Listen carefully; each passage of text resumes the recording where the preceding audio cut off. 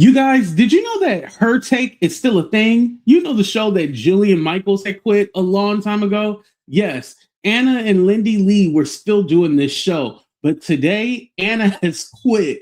And trust me, you guys, this was entertaining as hell because, mind you, she didn't make a big blow up or anything like that. She just completely turned off her webcam, and that was it. Let's go ahead and hit that like button and subscribe to the channel. And I'm going to show you guys the moment leading up to Anna quitting. This is hilarious, you guys. Here we go.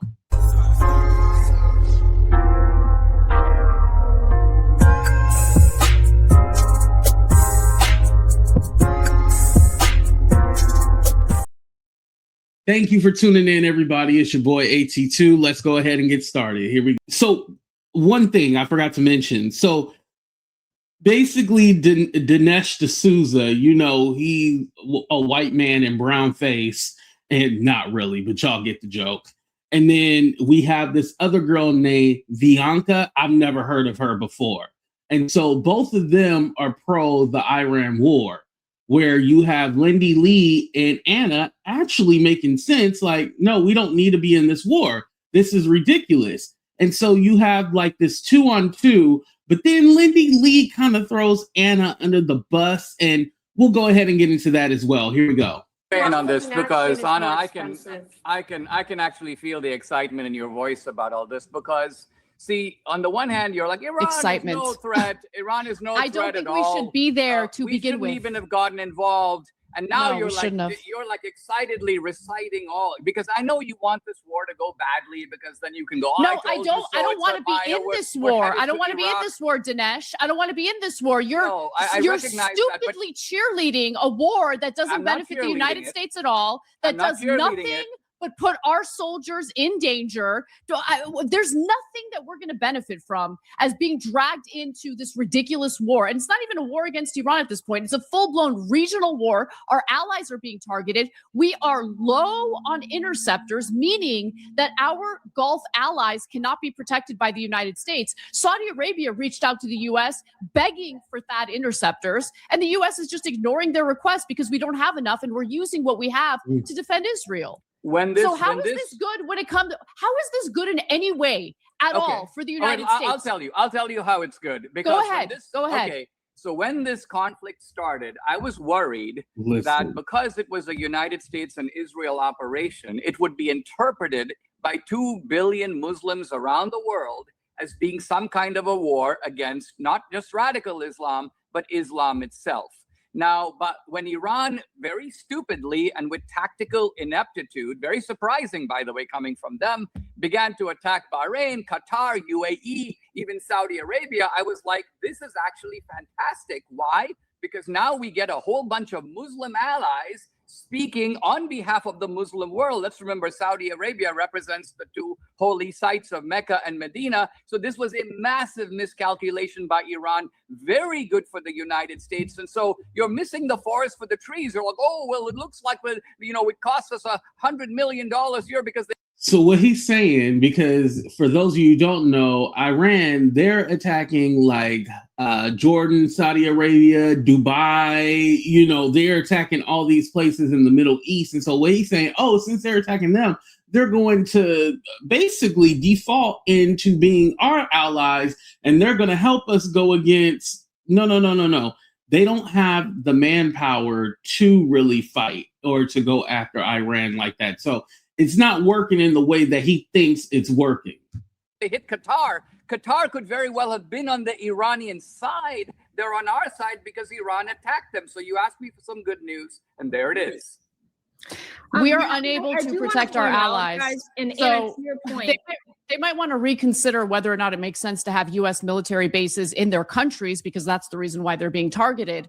And when they need the U.S. to protect them, we're unable to because we've already deployed, or actually we began this war after depleting 25% of our interceptors. So whatever interceptors we have left, and they're running out pretty quickly, we're using them to defend Israel. And that sends a pretty strong message to our Gulf allies that, hey, you know what, maybe siding with the United States States doesn't make so much sense, because when push comes to shove, they will defend Israel, but they won't protect us.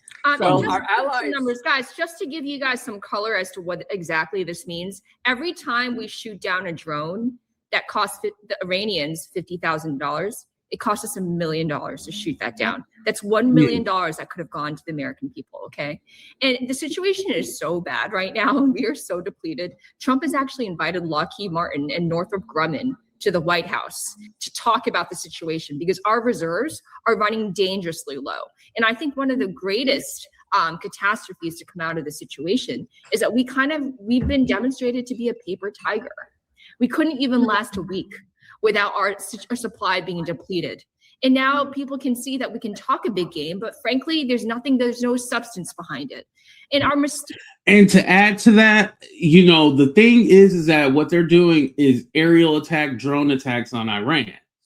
So they're not doing a ground game, so technically no troops are on the ground, but Trump is threatening to put troops on the ground. Now, I don't know if you guys seen, but one of their, I think it was like the foreign leader or something like that, had stated, they had asked like, oh, are you guys prepared for U.S. troops to be on the ground? And he was like, oh, we've been expecting that. So we don't know what they have or what they plan on doing, but he's saying that they're expecting that and they're ready for that. Oh, man. We getting ourselves into some shit that we don't know anything that we're like. Do we know the landscape of the land, the terrain, it's one thing to fight with drones and aerial attacks, but it's another thing to be on the ground. Now, granted, we lost six of our service members, but even with that, it's 6 too many. For what? We still don't know why we're there. They're saying that, oh, this is because Iran is a threat, but who are they a threat to? Because they never attacked first. Even when they dropped bombs back last summer, that was because we dropped them on their nuclear sites, which we don't even know if those are nuclear sites, or we don't even know if they had nuclear weapons. From what I understand, they do not have nuclear weapons at all. So again, what did we bomb them for? Well, let's continue. He has been taking a serious battering. This is bad foreign policy, because it signifies weakness. We better be sure that our enemies, Russia and China, they're watching and they're laughing at us.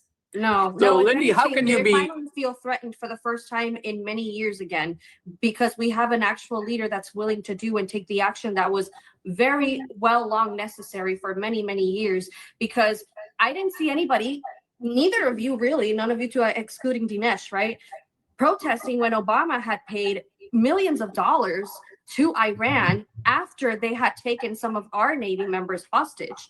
This was back in. I was strongly opposed to the bombing. I mean, That's if not you're what really happened. complaining about the wasteful spending, the wasteful spending's already been done in so many. Bianca, other, you weren't paying attention to anything I said in the past decade. I'm not a fan of Obama. But the problem is that right now, Lindy Li used to work for the DNC, and then she turned on them. But I want to say this because to clear that up, because again, the Republicans, the right, they love to run. Oh, Obama gave them money. So no, there was a deal back in 1979 where we were supposed to make weapons for Iran. And so to smooth over so Iran would not make nuclear weapons, Obama basically said like, hey, we'll go ahead and give you the money back plus interest for the weapons that we did not make for you. And so with the interest and everything, it was about 1.3 billion. So that way they smoothed it over. But here's the thing, every time Trump gets into office, because don't forget his first term, he had killed one of their generals, right? But every time he gets into office, that's when the whole nuclear talk starts back up, because they know Trump cannot be controlled. But luckily, there was a break between Trump's first administration and then with Biden, everything kind of calmed down. And then with the second administration, because they already knew what was coming, that's when the talk started coming back up about nuclear weapons, because they see Trump as a threat. But I'm going to go ahead and fast forward to the part where Anna says, gets into it with Dinesh again. And then all of a sudden, we don't see Anna no more. Here we go. It's just so laughable and frankly an insult to the American people with all due respect. But then Dinesh, are you at all concerned? Because like inaction is also nothing. How about we decouple from Israel and get that freaking parasite off our back? How about we do that? Can we agree on one thing? I just have one question. Diplomacy. Does it work or not? Prosperous and pro-American Iran. What's the dollar? You know what would be great for America if we actually focused our attention and our resources on America instead of the Middle East, where we get no benefit in getting dragged into these wars with countries that, you know, we could have diplomatic relationships with, but God forbid we do. With terrorism. Well, I think what There's an Al-Qaeda terrorist. There's an Al-Qaeda terrorist leading Syria right now because of us. Al-Qaeda targeted us and killed 3,000 of our people on September 11th. And now you want to be diplomatic with them? Who fought our soldiers in Iraq? No, you're full of shit. That's the thing. You're full of shit. You're both full of they don't shit. Promote Western civilization. Well, both full of shit. There is a giant. Bitch, you don't know anything about foreign policy, okay? The fact that we're arming Al-Qaeda terrorists. When you get triggered, it's because you're talking nonsense. You're literally lying to our audience. You don't know what you're talking about. You don't know the first thing about this war. She's rehearsing for a job in the Trump administration. When you raise your voice and you yell and you insult, it's because you lost the argument. You lost the plot, ma'am. You haven't even made an argument, Bianca. You haven't even made an argument. You haven't even made an argument. No, you haven't. You're just making vague, general statements that aren't true. You can go sit down and have a diplomatic conversation or agreement with the Iranian regime? Let me say it calmly. Let me say it calmly for you. People like you and Dinesh have blood on your hands. You're evil people who support evil actions that get our soldiers killed. I couldn't think less of you. You are the bottom of the barrel in my eyes. Okay. Hold on. I gotta jump in here. Dinesh, hold on a second. Guys, I gotta clear this up. Dinesh, by the way, I think highly of you, like I do. I disagree with you on this issue, but my love for you stands. I know that we can have an honest disagreement. Anna, like I appreciate you and I are aligned on this, but I have to. But there's no honesty here, Lindy. That's the problem. I can't have a conversation with people who are literally lying. Right. That's because I do know Dinesh. You live in such a small intellectual cubicle that anything outside your cubicle has to be evil. You know, that this is the mark of a small Dinesh, that's what I'm telling you, that you and I may disagree on this issue, but I hope you understand that I still respect you wholeheartedly. I appreciate it. Let me just make a point here, guys. Radical Islam is the true force of evil in the world.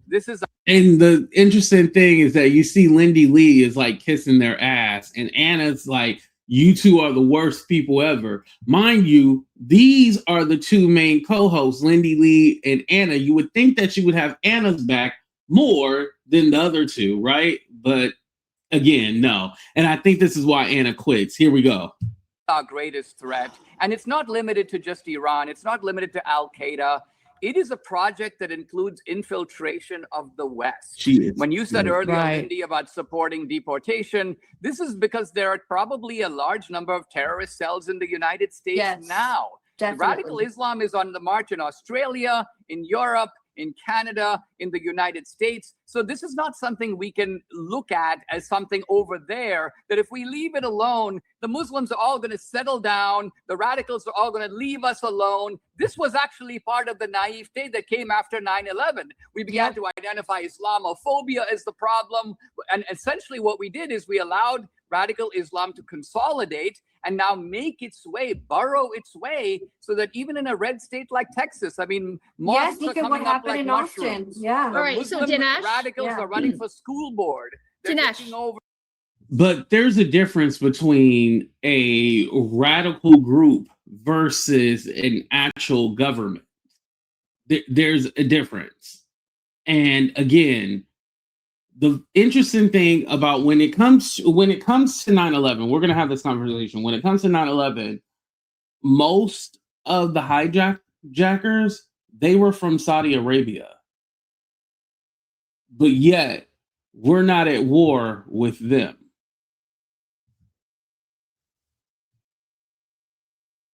Exactly.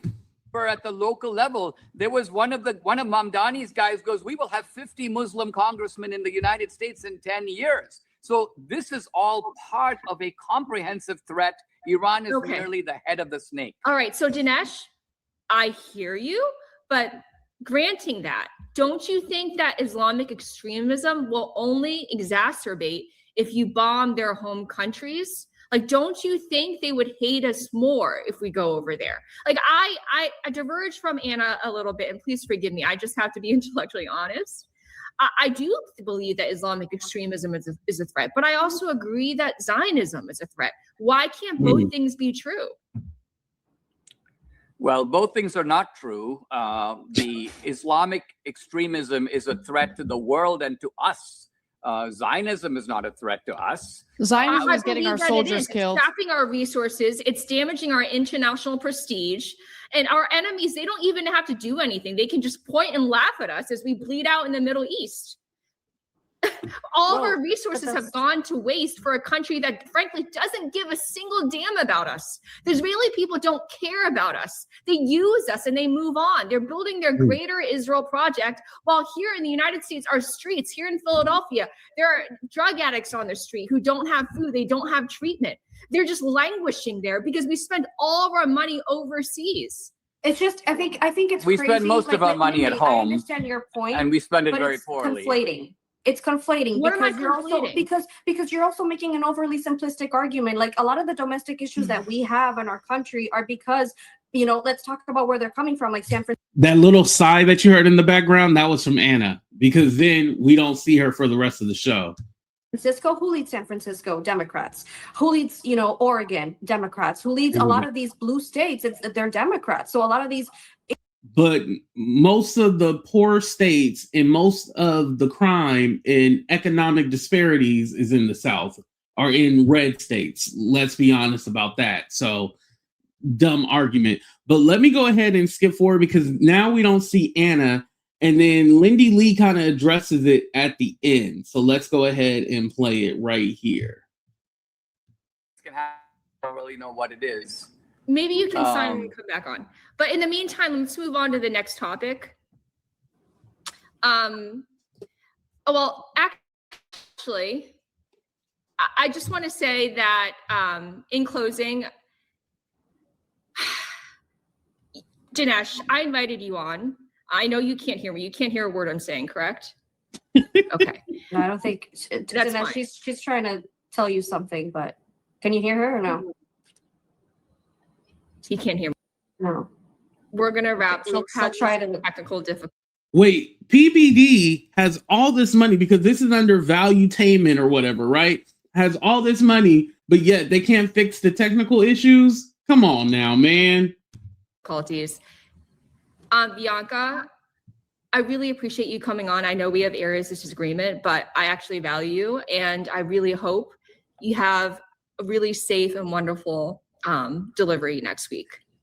Thank you. A child is the greatest blessing. I wish you and your family nothing but health and happiness. Truly. I appreciate it. I know that these topics, they get heated. And my point at the top, I diverge from Anna. I wish this administration success. Generally, I destroyed my life to support. I left that party to support. Oh, shut up. Okay. So, yeah, but I have sincere reservations about the situation. I hope you understand that.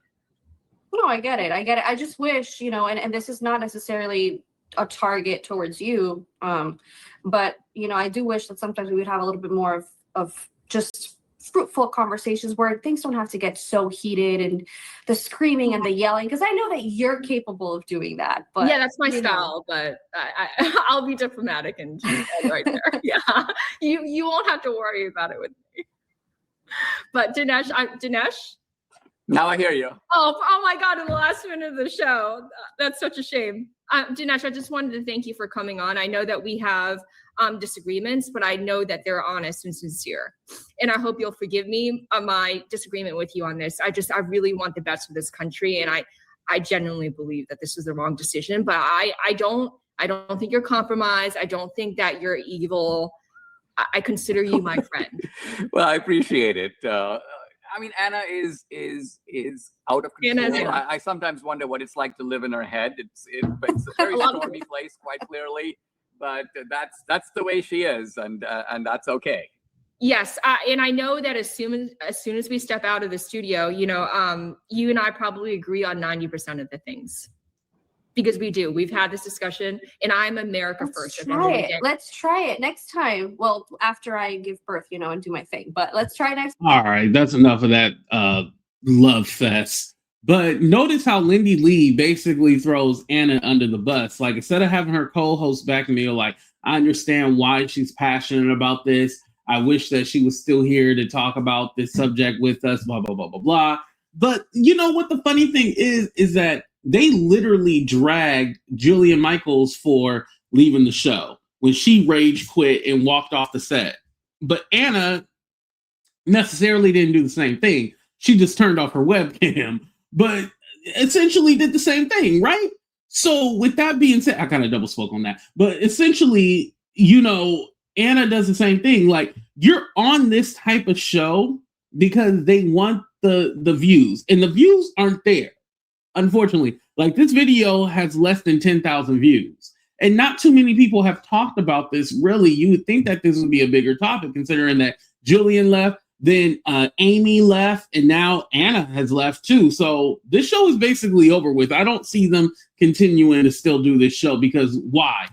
One, it's not making any money, and if it's not getting any views, it's not making any money. And three, they can't keep a co-host. Like, they can't keep regular people on. And then four, the show sucks. It sucks. And it doesn't suck because they're more right-leaning or on the right. It sucks because nobody gives a damn about a Lindy Li or Anna Kasparian or, Amy when she was on the show or a Jillian Michaels. No one cares about their perspective. No one says like, oh my God, what they said really made sense, or oh my God, I connect with. No one gives a damn. This show was trash from the start, and it's trash. It's going in the trash now. So I mean, it's basically no show no more. Now Anna has a video on TYT Network where she confirms like she rage quit. She was done with the show. She's not going back. But because it's on membership, I can't play it for you guys. But she confirmed like she's done with this show. Let me know in the comment section if you guys either liked First Take, not First, see, I'm calling it First Take, her take. 2, did you think that this was the right fit for Anna? And 3, karma is a bitch because Anna thought, oh, I'm going to pivot to the right and then they're going to love me because they're more understanding than the left. The left is intolerable, blah, blah, blah, blah, blah. And now she has egg on her face. Mind you, this was the same woman who was saying Trump isn't a fascist. He's not going to be that bad. Oh, well, he is that bad. Now you got what you got. Now go ahead and hit that like button, subscribe to the channel. I appreciate y'all for checking out the show. And let me know what you guys think overall about this whole show. Like, it was crazy, right? All right, I love y'all for watching, but we out of here. Deuces, everybody.